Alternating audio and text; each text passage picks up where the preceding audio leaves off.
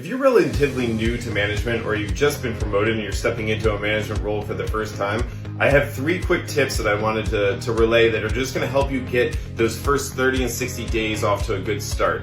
This is not a recipe for success necessarily. It's just a little bit of 3 tips that I use personally that help me actually gain some respect from my team, get a better relationship with all the new team members that are reporting to me, and also make sure that I didn't get buried in the process. So the first is transparency. I don't think that anybody expects a new manager to step in and just know everything implicitly. And so I think it's okay to admit that you don't know.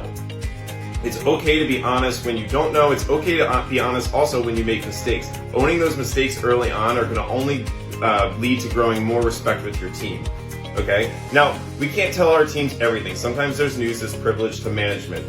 However, whenever possible, I feel like being as transparent and clear with your team as possible is the best way to garner respect, discipline, and get more work out of your teams actually as a result. The second is servant leadership. This should come really easy to people that are graduating from an individual contributor role up into a management level, but you have to be careful with it. And so what servant leadership really is that there's no work that's below you. That means that you're going to prove to your team that in times of need, you're willing to step in, roll up your sleeves, and get the work done at whatever cost it takes, okay? This doesn't mean that you're going to consistently take work off of your team and share that responsibility with all the rest of your individual contributors. You will fail as a manager if you do that. So what this means is that in times of need, you're stepping in and you're going to give a hand. The third is probably the most difficult for me historically has been learning to delegate. When you transfer from an individual contributor up to a management role, you're used to doing all of the work, and so that's what comes really natural to you. And so that's usually what you start doing when you move into a management role, is just finding work to do and knocking it out.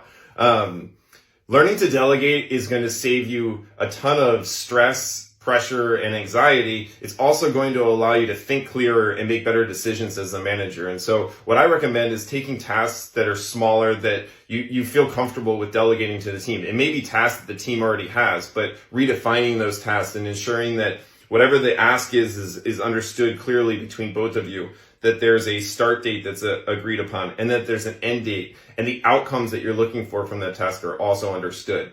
So just maybe reframing the way that you already delegate some of the work that's on the team to help get comfortable delegating, and then you can grow that to bigger and bigger things. These 3 tips are just going to help you, 1, ensure that you do not get buried in your first 30, 60, 90 days. It's going to help you grow respect from your team, and it's going to help you actually grow as a leader as well. So remember, the most important thing to do as a leader is listen to your team and make changes that help them be more successful, because if they're successful, you become successful.